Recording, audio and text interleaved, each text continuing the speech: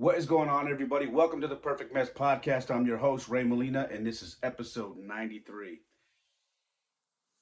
Before I jump off into this subject, piecing your puzzle, I want to give you guys some links. Make sure to check out my website, raymolina.com. And also, you can follow my Instagram at It's Ray Molina. That is also my TikTok. And the Perfect Mess is on Instagram as well at the Perfect Mess Pod. Also on YouTube, go to youtube.com/, at the Perfect Mess Pod. Please hit subscribe and also hit that little bell in the corner. It'll give you a notification for any videos that I upload like this or excerpts of any of the videos that I put up. I have almost 500 videos up, whether they be shorts, full podcasts, short podcasts, 90 seconds of inspiration, whatever it is, they are up. So I have a lot of videos that are up for inspiration. If you like the YouTube, please subscribe and please tell a friend about it. And again, hit that little bell to get the notification every time I put a video up. Okay. Uh, I want to give a shout out to everybody who's continued to support the podcast. It's been growing. I've slowed down a little bit over this last, I think, 2 weeks. I've just had a lot going on. My kids have gotten extremely busy, and I've just been under the gun, man. You know. But let me start with this. I want to I want to say rest in peace to Randy Gonzalez of the Inky Boys. You guys, you're probably aware of them. They had millions of followers, and him and his son had a TikTok page called Inky Boys, and they used to do a lot of skits. Most of them were hilarious, and the little boy is now on. Bryce is now on the new show with what's his name, George Lopez. So you may have seen this kid. He's super cute, super talented little kid, and his father passed away from, I believe it was colon cancer. They had given him some years to live, and it just escalated, and he passed away the other day. Um, I shared this with my children because their relationship, although we didn't do any of the skits and stuff that they do online and whatnot for comedy and whatnot, we have a very similar relationship. I am extremely close to both of my sons, and I think you guys are, if you followed me long enough, you're familiar with that, and all the things that I do with my kids. So this one really hit home. My kids are aware of the Inky Boys. They like their skits. They know the little boy Bryce, and they were pretty sad to learn that the father had passed away. And I made sure to let them know that I love them and to explain to them that there's a reason why we say I love you. We give a hug and a kiss goodbye every time we leave each other. Whether it be just briefly to go to the store or to walk away or to come back tomorrow, whatever it is, we make sure to hug, kiss, and say I love you because you just never know when that's going to be the last time. And this, the passing of Randy, really just it hit me in the feels, man. Um, I can't imagine what that little boy's going through, what his wife's going through, and his other kids. It's got to be very painful. So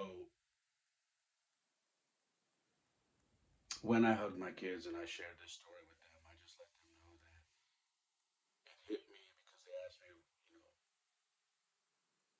why I was so down, and I said because it reminds me of you and I and how close we are, and that if something were to happen to me, if I were to go to the doctor and they tell me something's wrong, uh, this is how I would feel. That man was sad. He put up a few videos talking about dying, and he said, it's crazy, it's sad, it hurts, and it's unfair. And he says, the chance he finally got to give back and to change his life and to make some money to take care of his family and to give back to other people who are in need. He's giving cancer and it was just painful to watch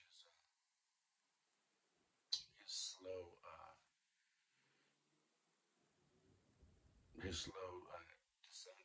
You know what I mean? It was just it was really sad. So my prayers are out to the Gonzalez family, and I hope you guys are praying. I hope you guys are believers, and I hope you guys know that God will get you guys through this situation. And I hope you guys are doing okay. Uh, if you're a dad, even if you're a mom, hug your kids. Let them know you love them every time you guys are away from each other because it's important. Because if you're around my age, I am 48 years old. The reality of cancer and things of that nature are very serious and are very prominent. It's a reality. We're getting older and things like that can happen to any of us. So, uh, with that being said, rest in peace, Randy Gonzalez. Most of you guys see this USMC. I always make it clear that I am not a Marine, but sometimes my grandfather left me quite a few things when he passed away. I got a couple of hats, got a couple of pictures, got some clothes, and I always like to wear stuff to represent my grandfather. And his anniversary of when he passed away just passed a little over 10 days ago. So yeah, so I'm wearing a Marine Corps hat. It's a little dingy, but hey, this is my grandfather's, and I'm proud of it. Um, so let's move forward, man. Let's try to liven up the mood a little bit. Uh, my boys have been, and if you've been watching my social media, my boys have now jumped into the jujitsu sport, and I am pretty excited about that. I have. It's been something that I've wanted them to do. I was trying to get them into wrestling at their school, but they couldn't find a wrestling coach, so that went out the window. I didn't really want to start them off in boxing. I think some of you guys know from other podcasts that boxing kind of runs in my family. My uncles, my grandfather, they were boxers in the Marine Corps.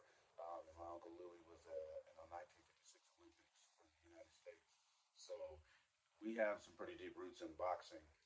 But I didn't want my kids to start off in boxing. I didn't want to really too many headshots at a really young age. You know what I mean? Which is why I didn't really push them to do tackle football. So jujitsu is something that I've always been intrigued with.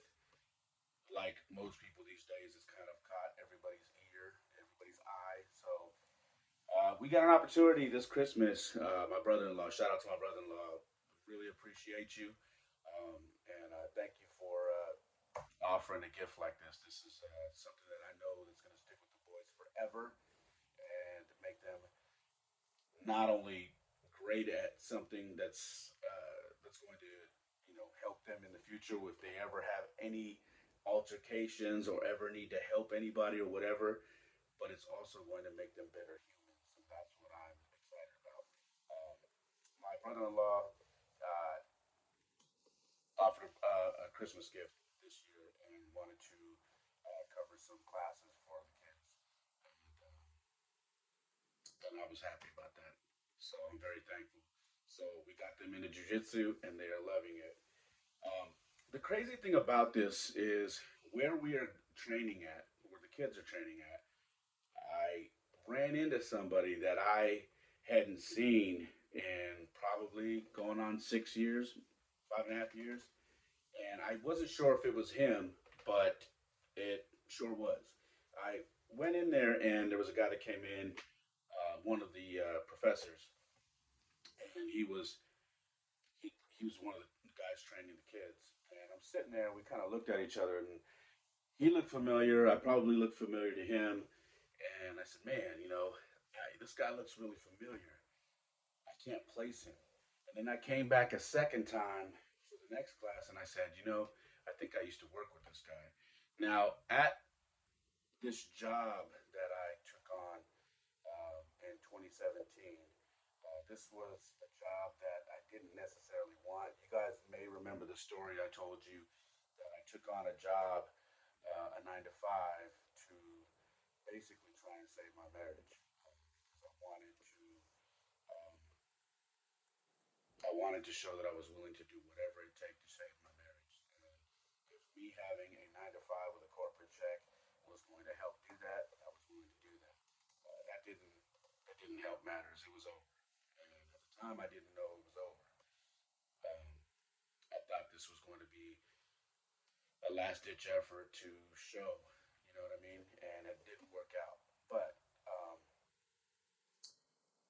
at this job, I met this guy, and we used to talk during work hours and sometimes during my lunch, and we had a good working relationship. I noticed he would always eat healthy. He'd have meal preps, and the big thing was he had the cauliflower ear. So I knew he was into some sort of fighting, wrestling, whatever it is, and I come to find out it was jujitsu. Um, his name was Esan, and he was from Iran, and we became cool, working friends. You know what I mean? Had good conversations. He had told me that he sensed I was kind of going through something when I came there. And, I kind of confided in him a little bit, telling him I was, going through a divorce at the time. And it was pretty rough on me and how I ended up at this company. Uh, and that I had 2 sons. And it's just, in a nutshell, it was kind of breaking my heart that my family was breaking up. This was literally right in the middle of that. I hadn't even moved out of the house yet. Um, and, I told the son, that this is kind of like I'm here. And he goes, but didn't we pay you for other stuff? So the catch to this company was they were a client of mine. So I was paid from them to do graphics. So I was paid to do logos and final installation on their vehicles, on their trucks and whatnot, the delivery trucks. I was paid to do some signs and whatnot. And then I knew somebody who worked there, and at the last minute before I was, up and out of the house, I was like, "Yo, I could, I could do this." You know what I mean? If you guys have openings, so they were not only paying me to do stuff for my business for them, but they were also paying me to have an office and work there and do other things. So it was kind of like getting 2 checks, which was pretty cool at the time, but I really didn't care. It wasn't even about that for me. It was literally me taking on a 9 to 5 that I really didn't want, but I was doing it just to try and one last, grasp at the marriage to see if I could save it. Um, but that's where I met Asan. Now, we're at this jujitsu place, and this is crazy. This is how God works, man. Um, and I always refer to God because God puts you in positions. If you're not a believer, you may not understand this, but that's the way God works.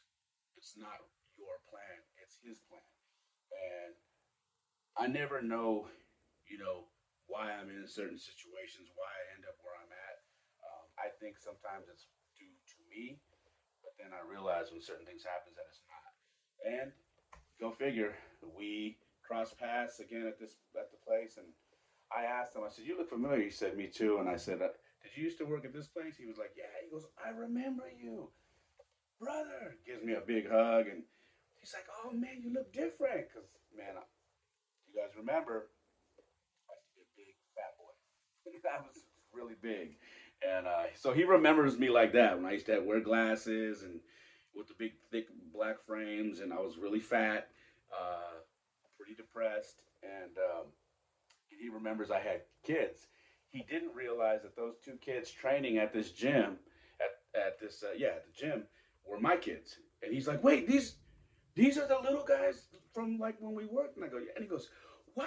So I mean, he was just excited, and it was cool. It was cool to run into him, and he said, "I know you were going through. Is everything okay? You good?" I said, "Oh man, I'm good now, man. I mean, yeah, I mean the marriage is no longer." I go, "But we're good. We make co-parenting look amazing. You know what I mean? We have a great friendship. The kids are great. I'm healthy as an ox. I'm in good shape. My spirits are high. I'm in a better place, and I think as a unit, meaning our family, I think we're in a good place. Not together, but in a good place. And he was like, "Man, that's I'm so happy to hear that." You know, because the last time he seen me, it was not all good. So the sad thing about this is, right before I started recording this episode, I found out he's moving. So tonight was his last night training, and actually it's his last day here in the United States. He decided to pack it up and move back to Iran, and I'm gonna miss him, man. You know, I know we didn't have this relationship where we hung out or anything, but we definitely had some good conversations, and he was a very respectful, peaceful man, and that those people are hard to find these days. They just really are. Everybody's got something to prove. Everybody's trying to put on a front, and he was just a nice human being. And I hope for my children to be like that. I want my kids to be um, mild tempered, respectful, and just very chill. And that's who he was.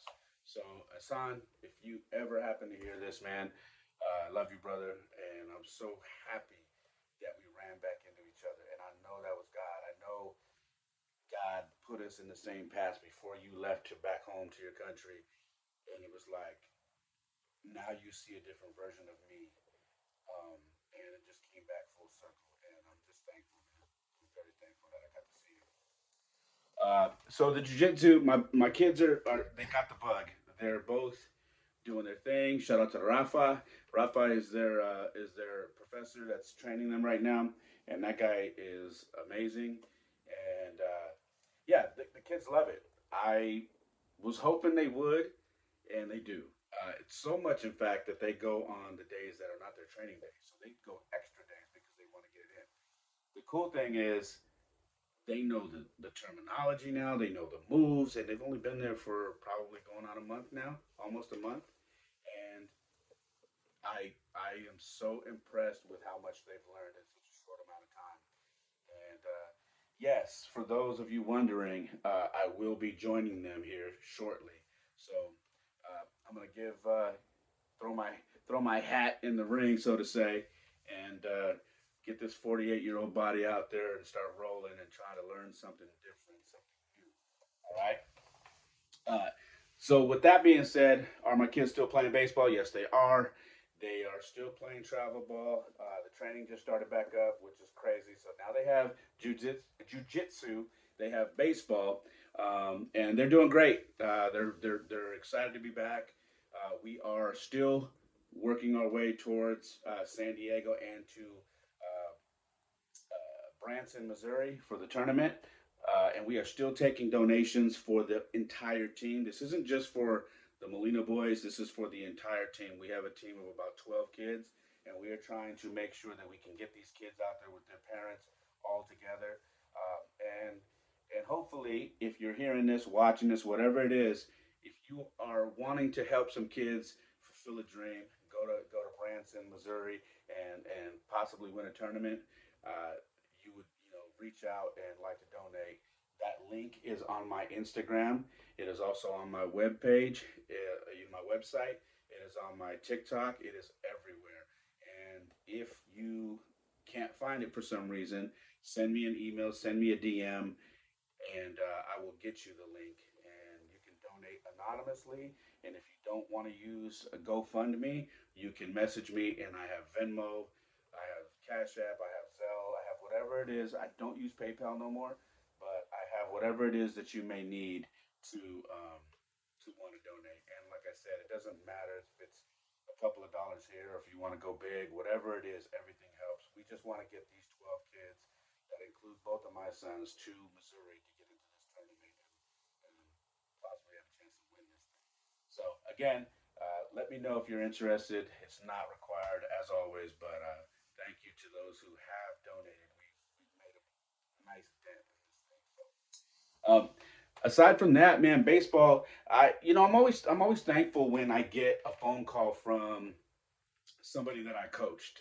Someone's parent, and that just happened recently. I get these calls a lot. And more recently, it's been kids going into high school. Now I've coached from farm league when Jaden was a little guy, and now I've got kids that I've coached that are now freshmen in high school, sophomores in high school, going to be juniors. And I've had their parents reach out to me, say, hey, my son needs to work on this, my kid needs this, or my son's confidence is not there right now, and I'm hoping you can work with him. And usually if it's a kid that I've worked with and I've known since they were tiny, I don't really want any money. And people are like, well, yeah, but it's your time. And for me, this is one of the ways I give back because, like I always tell you guys, I didn't have any of this when I was growing up. I didn't have someone taking me and training me. I kind of had to do it on my own.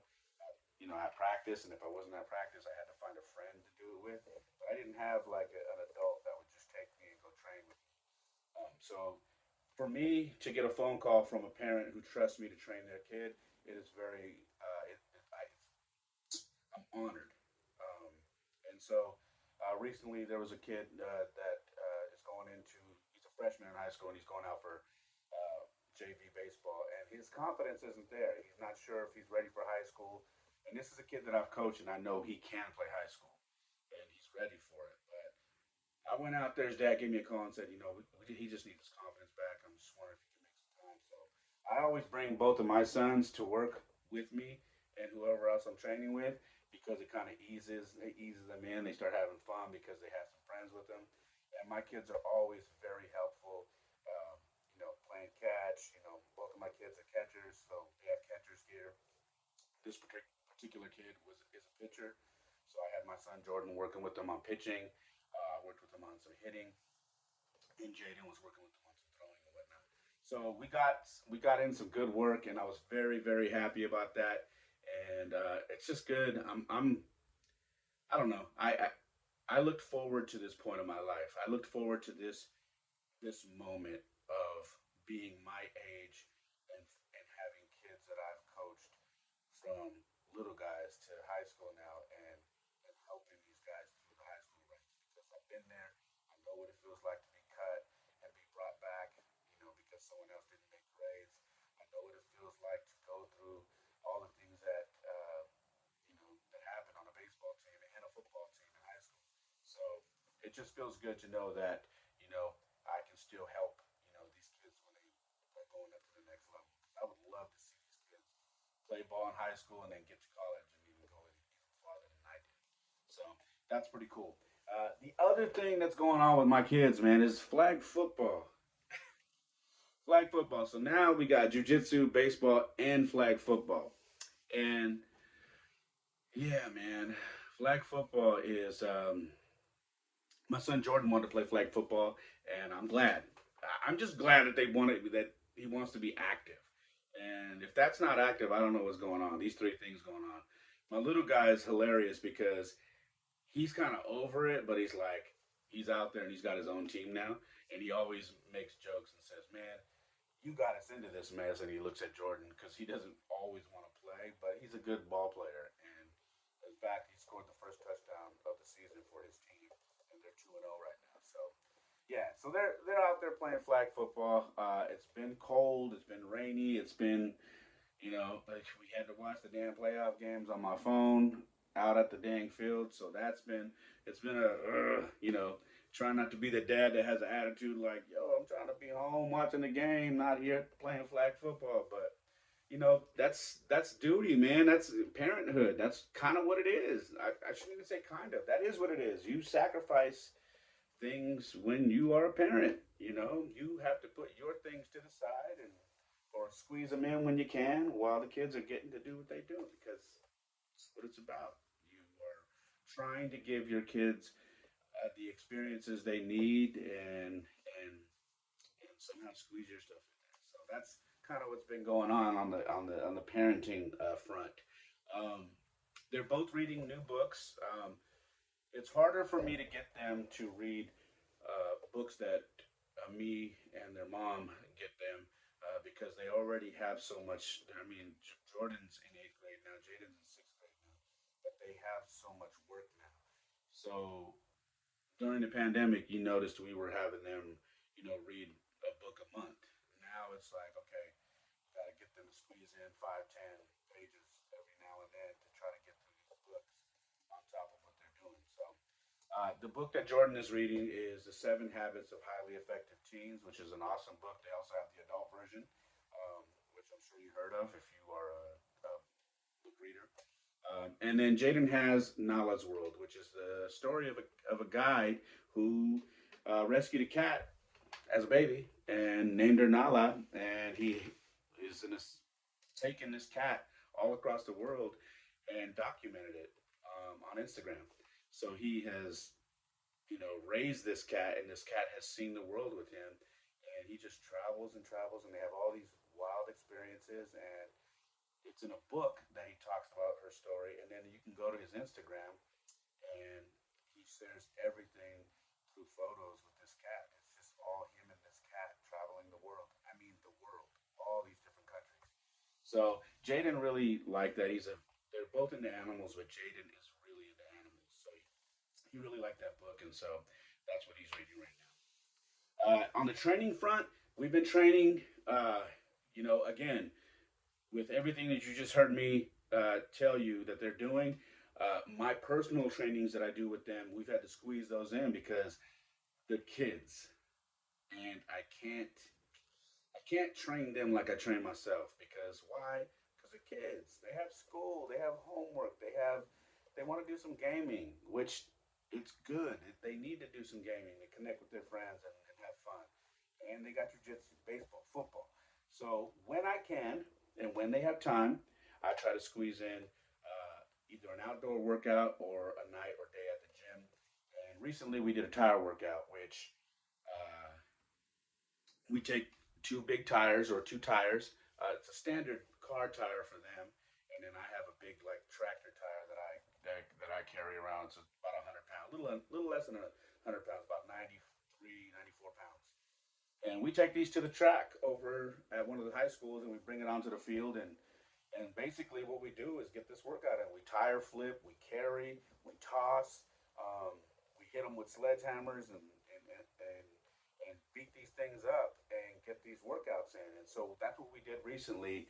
And the reason why I'm sharing this story with you is because I was so impressed with how how they push themselves because we're training right, and mind you, they have a regular tire, and it's they're tossing it and flipping it, and it's about I don't know 25, almost 30 pounds, their tire, and so flipping it and tossing it is a good amount for them. You know what I mean? Like tossing it is hard. You pick it up from the center and you toss it with your waist, so it's a good amount of weight for them. But when we were getting towards the end of the workout, Jordan asked if he could stand in the middle of my tire and try to lift it. I said, sure, use your legs. I said, don't use your back, use your legs. So he went in there, tried to grab it, and didn't really, he just kind of nudged it, put it down. He goes, oh, I can't do it. And Jaden goes in there, he goes, brotherly competition, right? Jaden goes in there and he goes, let me try. He gets it and he holds it. Like lift this kid is 11 and lifted this thing up and held it for 3 seconds. 90, almost 94 pounds. This big tractor tire. And he's holding it. He puts it down. He looks at me. And then, of course, like Jordan's like, let me try it again. So Jordan now jumps in there and then he finally does it because he saw his little brother could do it. What stemmed from that was they now wanted to try and carry this thing across the field like I was carrying it. So what I told them is this: do it, but I want you to stop as you go so you don't hurt yourself. And once it gets heavy, don't give up. You can get it to the very end, but stop and go as you need. So they did it. They stopped, pick it back up, go, stop, pick it back up a couple of times and did it back and forth. Both Jordan and Jaden did that, and I was extremely proud of them because that's almost 100 pounds. And what that tells me is they've gotten so much stronger than they were. And I am very impressed with not only that, but the fact that they are willing to push themselves to try something like this. That was not easy. And obviously, you know, we're at this area where there's soccer going on, there's football going on, and people are watching, and there's kids out there watching and taking notice what we're doing. Because we look like a bunch of psychos, man. We're flipping tires and whatnot and hitting them with sledgehammers, and we got the flag right here hanging on the fence. We got some rock music going and on my Bluetooth speaker, and so people are looking at us like, "What the hell are these guys doing?" But it was good, man. So we did some tire training, and that was awesome. Uh, Jumping off into my training, man, I learned something, or let me say, I tried something recently because TikTok. I got to tell you, man, I was never a fan of TikTok until last year, and I was like, nah, it's for the kids, for the kids, and it's not. There are a lot of people that have some very awesome accounts that give you a lot of good information, and I have been trying to push myself to get stronger in the gym and lift more weight and continue to grow that way. I don't want to do I don't want to do anything that's not going to make me natural, man. And I understand that that's going to be a very difficult thing for me to do because I am older, and most people my age are on TRT and all this other stuff, and I just don't want to do all that.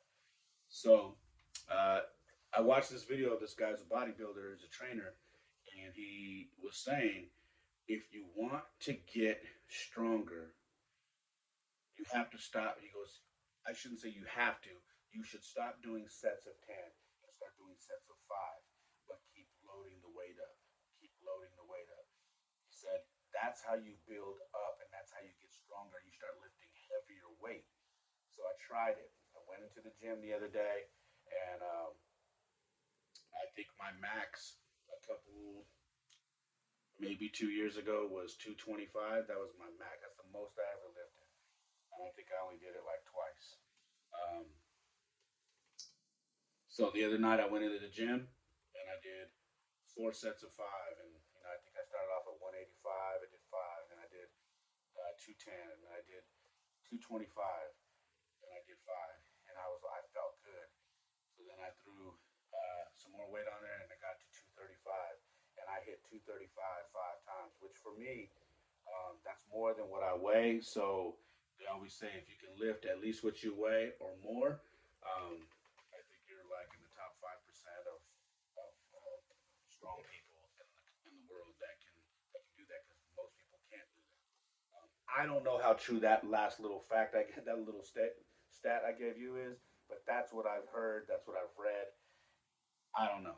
I'm I'm a gym guy. I wouldn't say I'm a gym rat, but I'm a gym guy, and that's what I've heard. So, for what it's worth, that is the most I've ever benched ever is 235, and I was extremely happy about that. And the crazy thing is, I only stopped because that was my fourth set, and I had to move on to decline, incline, and whatnot. But I honestly think I could have went up and kept going because I threw up those 5 pretty decent. Um, but I'm not an idiot. I know I see a lot of guys ego lifting by themselves, and they get into some trouble sometimes. And I just don't want to be that guy. So yeah, so that was it, man. So if you're looking to get stronger, maybe you're older, you're my age, maybe you're younger. Maybe stop doing sets of 10 and do sets of 5 and bump it up every time you go and get your weight, get your strength up. So it's working for me. Maybe it'll work for you. Um, the other thing, I got a new ruck vest. I got a new weighted vest, which that's something that I've been wanting to get. I know you're like, Ray, man, you've been doing all these different workouts since the pandemic. How come you don't have a weighted vest? And I don't. I didn't. But I have one now. So I've been doing a lot of training with this weighted vest. I think it's about 40 pounds. So I've been hitting the punching bag with my gloves and wearing the weighted vest. I've been doing rucks with this vest. I've been doing push-ups with this vest, and it's just added something to my workouts, and I'm very, very happy about it. So I got that, and that's awesome. Let's see.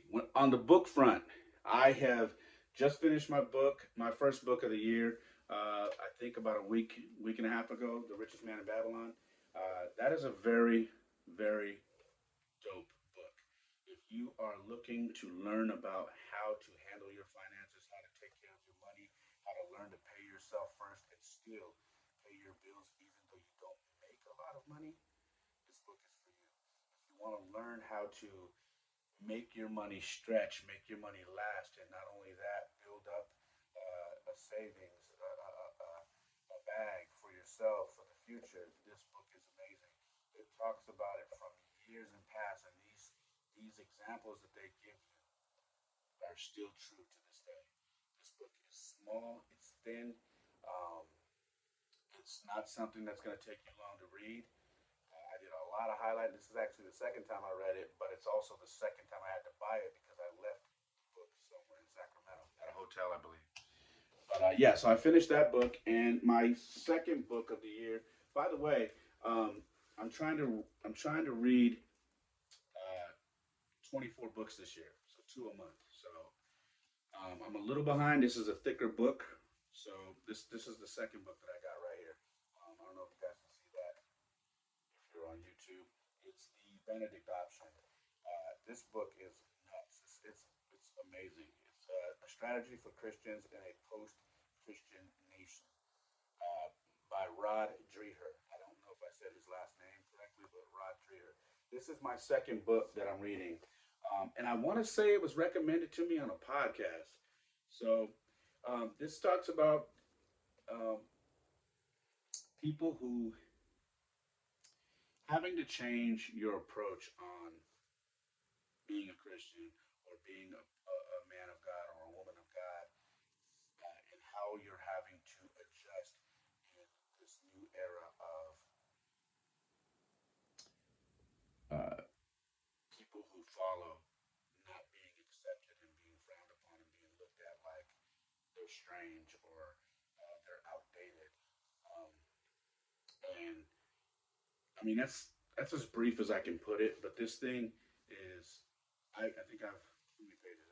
I'm 38 pages in, 37 pages in, and every page I have is just littered with notes and outlines. I mean, I don't know if you can see that, but everything has underlines. This thing is amazing. I'm enjoying this book. If I can tell you anything so far from reading this, it's one of those books that you have to read slowly because there's so much information you have to take in. I have highlighted words that I don't know and looked them up. I have highlighted names that I've had to look up just to find out why they're referencing these people. So it's one of those types of books. You need to really read this and take notes. So this is my second book. All right. Um, let's see. The Yeah, like I said, my goal is 24 books, and yeah, hopefully I can do it. I think I can. This is going to be one of my longest books. So after this one, I'm not sure. I'm probably going to read a Jordan Peterson book. And I will get to. Actually, let me just get to that now. So these are the books. These are the books that I'm going to read for Jordan Peterson. The first one is the 12 Rules for Life, and an antidote for chaos. And the other one is Beyond Order, 12 More Rules for Life. So this is a bundle pack if you're watching on YouTube that I bought off of Amazon. And I'll tell you why I bought these in a minute. But yeah, so I have two books from Jordan Peterson here that I will get to this year. If you're not familiar with Jordan Peterson, get familiar. We'll talk about him in a minute. All right, so these are on my list this year. And you guys, if you've been following me, I've had a lot of people question or ask me what this book is that I post every day. The first one you guys are familiar with is Jesus Calm. I've shared this before. It's a passage, a daily passage um, for the day. It has a date, and it just coincides with the date of the day. And you find the date, and you read it. So this is the one that I've been sharing for probably 4 or 5 years now on my share page every day, or try to every day.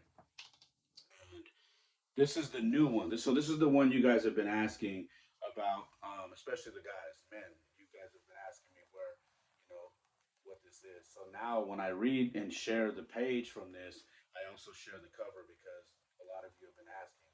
So I share the cover so you guys, if you're interested, you can search online on Amazon and get you one.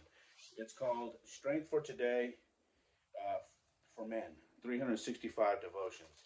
And basically, it is a devotion daily for men.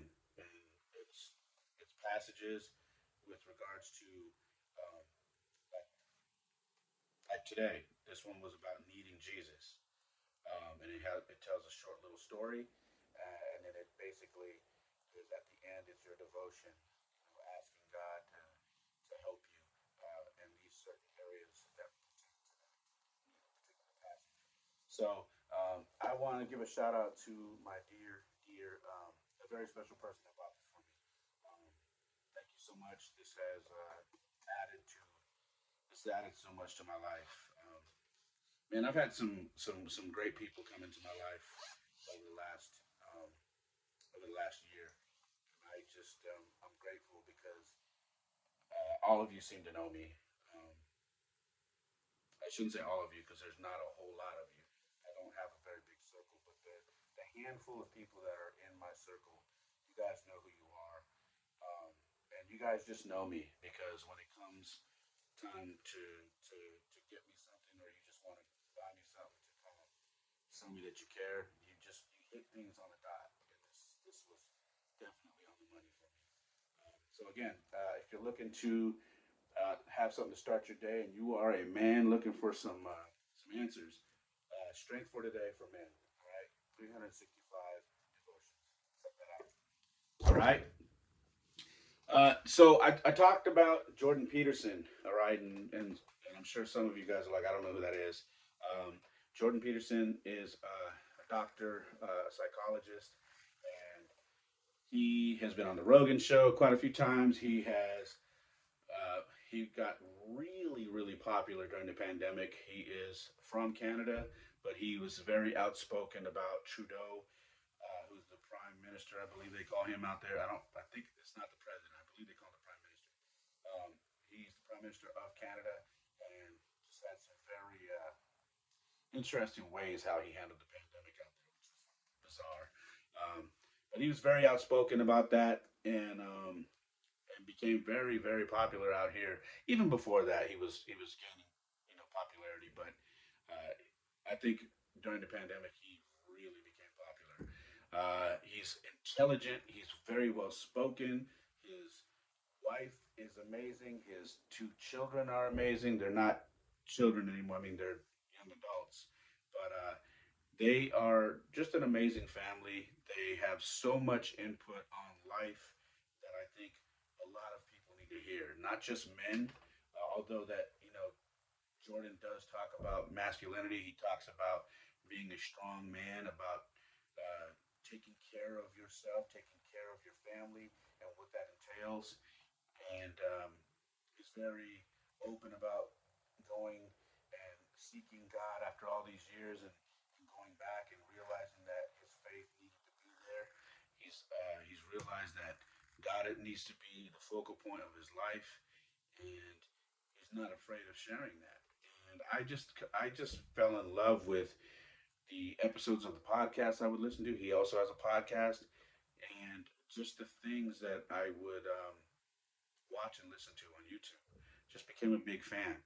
Now, I bring this up because I got to go see him recently. Most of you know I was supposed to go see him last year in Seattle because why? Because he was coming to the Bay, but the Bay wanted you to be vaccinated and have proof of vaccination, or you couldn't go to the show. So the place that I found that didn't require vaccination was Seattle. So I was supposed to go there, and then he canceled the remaining leg of his tour because I believe he got sick or something.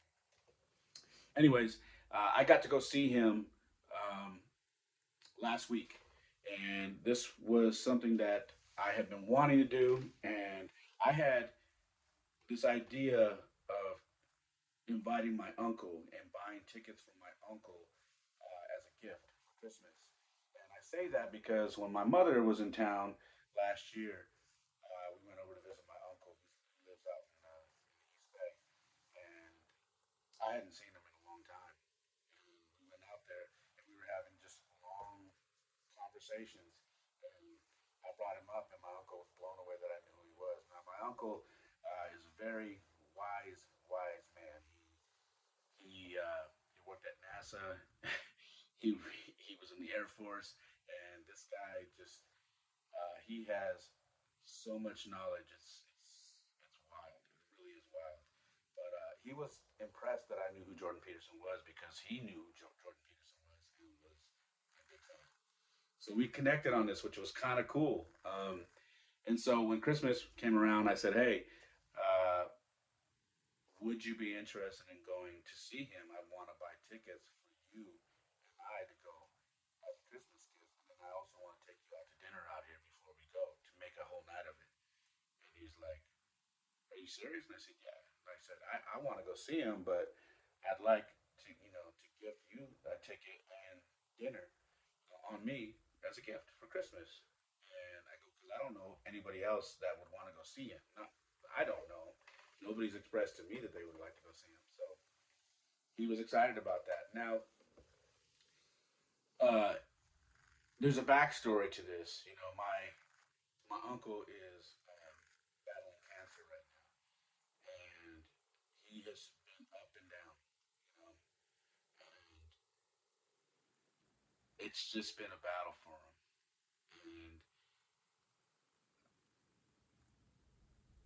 And I know he's being a trooper, but I know that there are moments where you start thinking about your life, you know, where you've been, where you're at, and where you're possibly going. You don't know.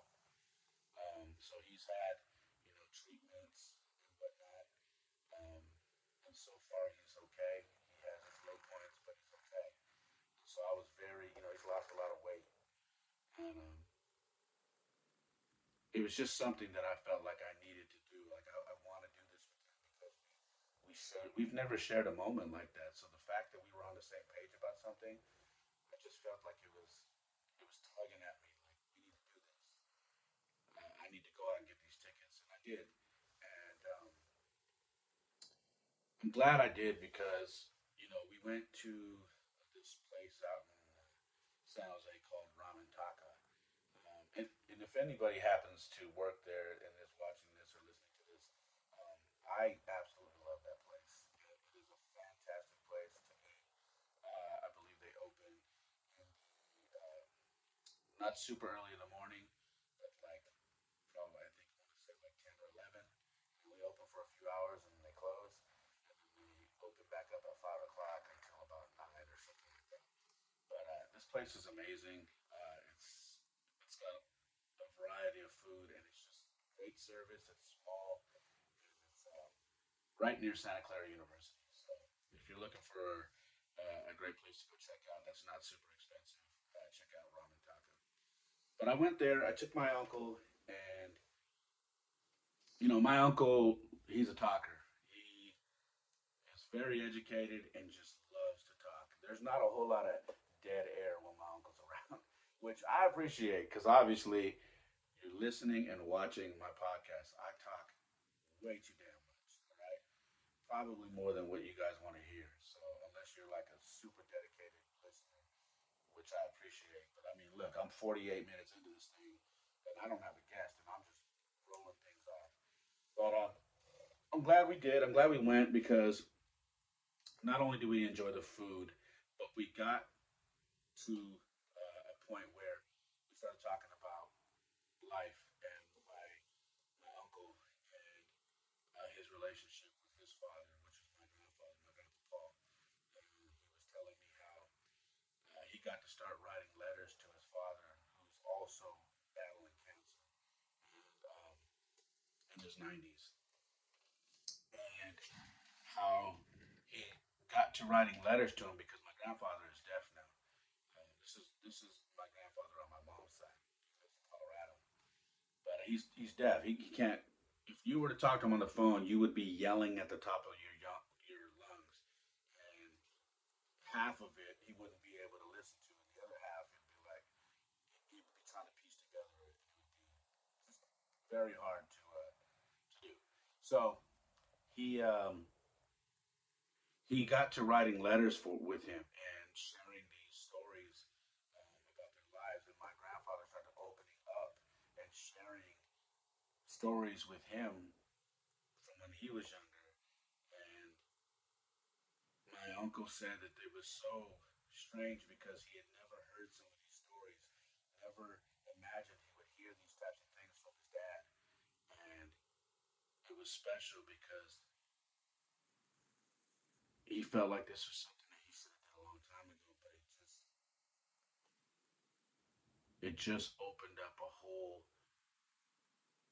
new outlet on his upbringing. You know, he said with his dad, how hard it was for him growing up, being different, um, not really fitting in, um,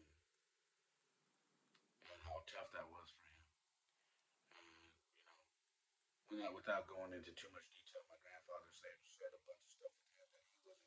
aware of. So he started, he started to tear up a bit, which, man, I started to tear up because this is my uncle, my mom's brother, her little brother, and this is my grandfather that I don't really get to see ever because he doesn't travel anymore. He lives in Colorado. He doesn't live in like the main, like Denver. Like he lives, like you have to fly to Denver and then drive 5 hours to get to where he lives. So it's not like very easy to get to where he's at. Um, I mean, I guess you could fly into like Colorado Springs or something like that, or get a little bit closer. But yeah, it's not like super easy to travel and get there.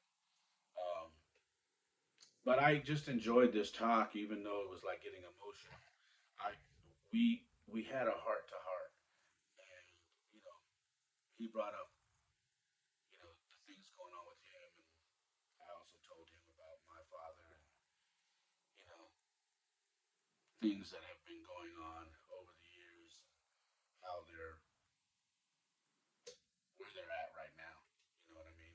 Um, and it was eye opening. I don't know about you guys, man, but it tugs at my heart when I see a grown man tearing up. You know, and I know I'm grown, I get it, but I'm talking about an elder to me, someone in their 60s, 70s. You know what I mean? So it tugs at me because I know they're reflecting on all these years. You know, so we had that conversation there. We wrapped it up because we had to go to Jordan Peterson, and even on the way there, we were in depth. Just having very deep conversation. Uh, and then we got to the venue, man, and I had never been to an event like this before. I wasn't sure what to expect.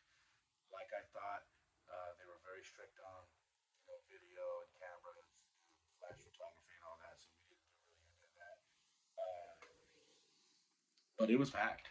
I was expecting protesters because it seems like everywhere he goes, there's always protesters, super liberal people that just don't like what he stands for, and they protest him because they saw a 20-second clip of something he said. I don't like him, so there wasn't any protesters. At least I didn't see any. And so we went there.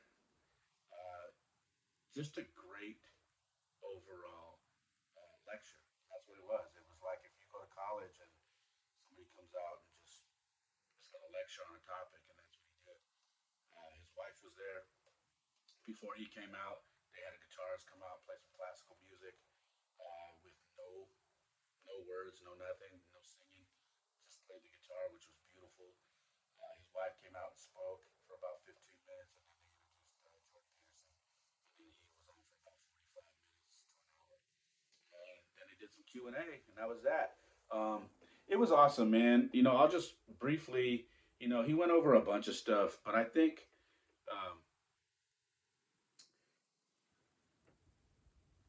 something that I want to share with you is he he said a few things that hit home for me, but this is the one that I've shared with you guys that I was so, when you hear somebody of stature that has kind of been through it and is older than you, and they say something that you have been saying for a long time, and then it just kind of validates what you were saying.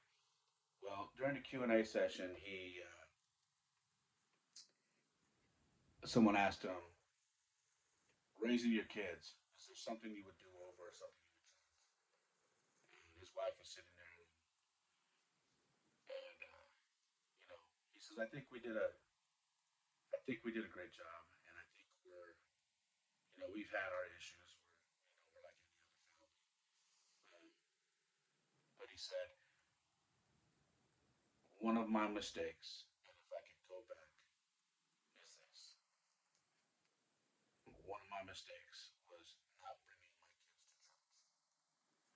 That I wish I would have brought them to church and to God earlier because that's my job, and I didn't.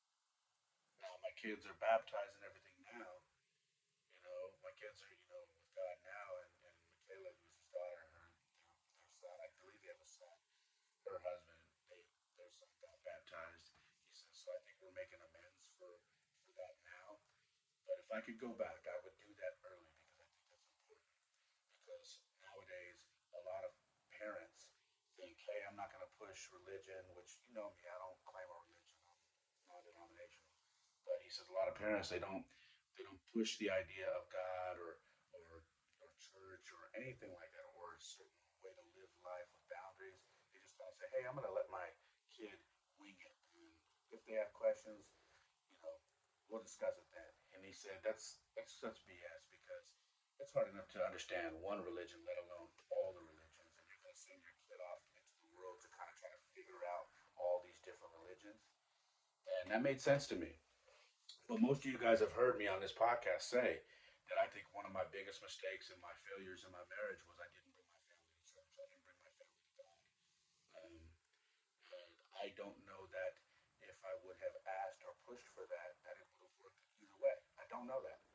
But I know that getting through my situation and making amends with or making peace with the things that I failed at, that was one of the things that I felt like I wish I could have done earlier. Now, like Jordan, we're making amends for that now because my kids love going to church. My kids love the Lord, and they understand that it's more than just praying when you go to bed. It's more than praying for your food. It's more than that. It's a life that you live every waking moment. Uh, you're thankful that God gave you another day. Uh, you're on my Instagram. I post that every morning. Thank you, Lord, for another day. Amen. That's without fail. That is on my Instagram.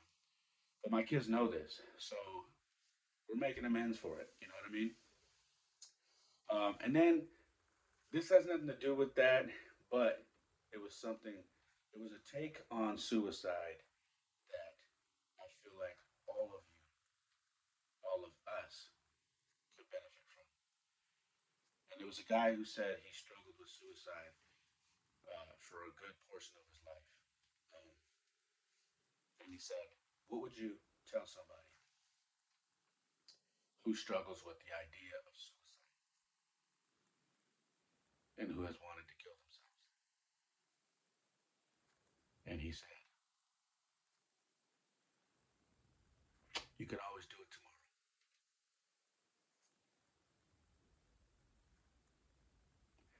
And I know you're probably pausing and thinking about what I just said. And he simply said, you can always do it tomorrow once you wait another day. And he's right. It's not. It's not the most complicated thing to hear that. It's almost like one of those things that was in your face that you couldn't see, and then someone says it, and you're like, he's right. In other words, if you can get through this day or this night, you get to the next day. And then you have that same mentality. I'm gonna win this day or this night. And you get to the next day. And you just build momentum. You build on these small victories. And before you know you're so far past that, you're starting to get the reins of your life back in control. And you get it back. But you can always do it tomorrow. Sounds crazy, I know. That is one of the things that stuck with me. Now listen, I have a bunch of notes, but if you have questions, you're interested in seeing Jordan Peterson, just message me on Instagram. I'll tell you everything that he talked about, and maybe entice you to get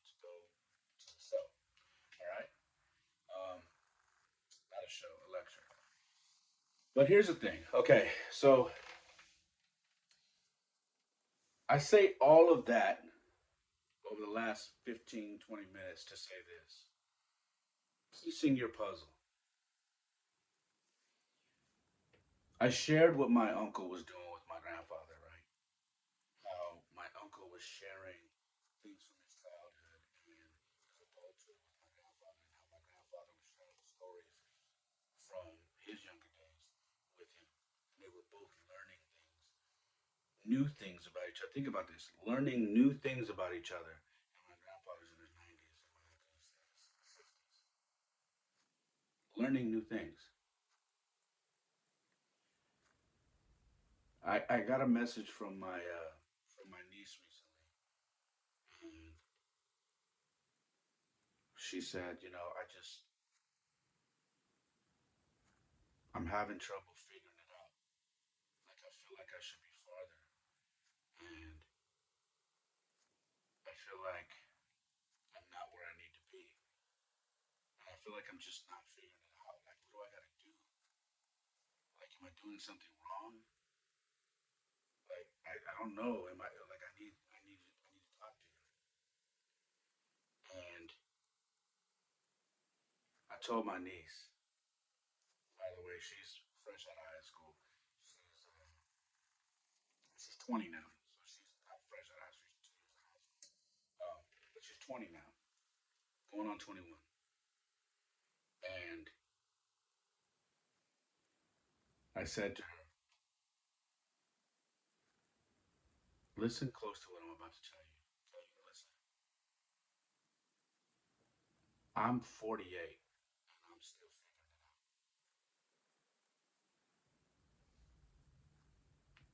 It's not because I screwed up.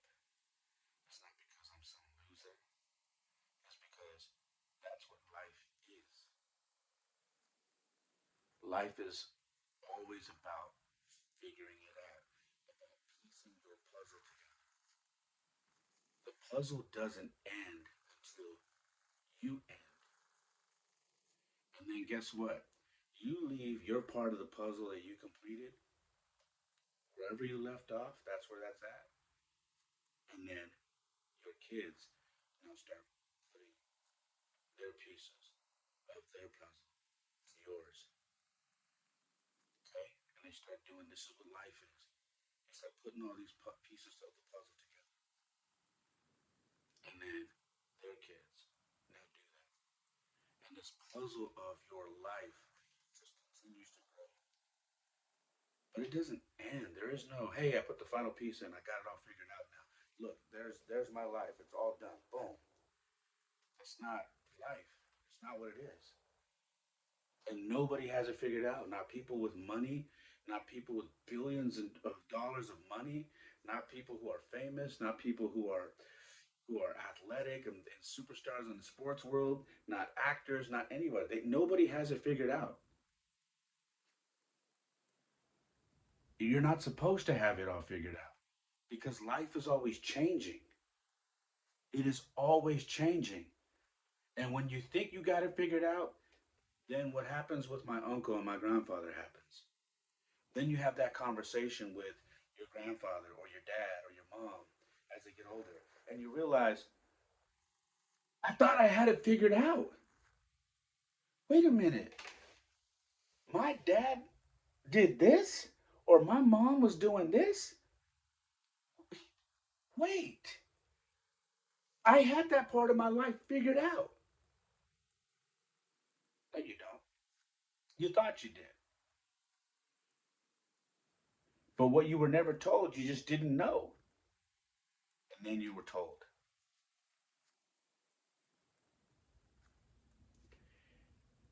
That's what life is. There are a lot of things that I haven't shared with my kids. My kids are young still.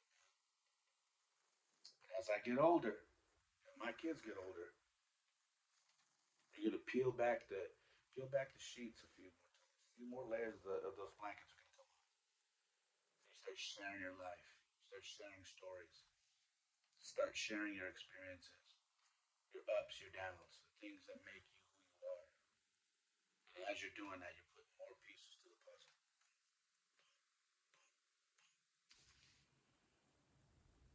That is what life is. So if you're going around trying to figure out, I'm not where I need to be. Am I messing up? I feel like I'm failing. Like how come I'm not, like I don't have it figured out? You're not going to. And when you feel like you do have it figured out, some more challenges will come. They'll come. They're on their way. And then you'll have to figure those out. And then when you get those done, some more will come, and some more, and some more, and you have to figure those out. So life is a series of adjustments. Some good, some bad, some in between. But every part comes with a piece to your puzzle. And once you figure it out, put it in the puzzle. Get to the next one. That's what it is. I have so much more I can share with you on this topic because my year started off pretty interesting with regards to my puzzle. But that is for another episode. And that's all I have. So I know, looking at the time, I have talked your ear off. But I hope you enjoyed this. I hope it helped you. I hope maybe sparked some interest in a few things that I talked about. I haven't done a long episode like this in a minute, so hopefully you enjoy it. If you like it, please share it. If you're on YouTube, make a little short of whatever you're hearing. If you have a YouTube channel or a private channel and you want to make a short of whatever you've heard in this podcast on YouTube, create it and share it, please. And if you're on Spotify, uh, Google, uh, Apple, please subscribe, comment, rate, you know, whatever, follow, and help me spread the word. I appreciate you guys so much. And again, if you're on YouTube, uh, hit subscribe and hit that little notification bell so you get notification of when I put new episodes up. Okay. Follow me on Instagram at It's Ray Molina. That is also my TikTok, and the Perfect Mess is on Instagram as well at the Perfect Mess Pod. My website is raymolina.com. I am on Twitter. It is I am Ray Molina. Um, I'm on there from time to time. It's not my main go-to, but I am on there. And I think that's all I have, guys. So I hope you guys are well. I hope you're healthy. I hope you are chasing your dreams, and I hope you are, getting after it every day. Okay. And like I always say,